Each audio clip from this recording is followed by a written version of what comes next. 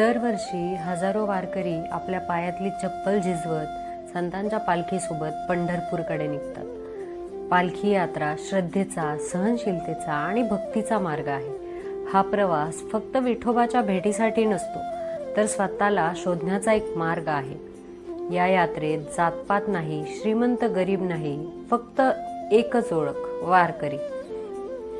कालपर्यंत फक्त ओवी आणि अभंग होते, पण आजच्या काळात वारी डिजिटल झाली आहे।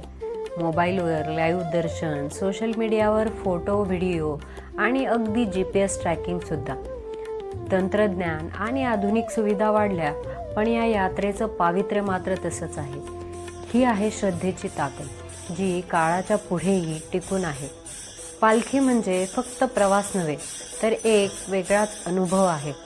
तुम्ही कधी पालखीत सहभागी झाला आहेत का?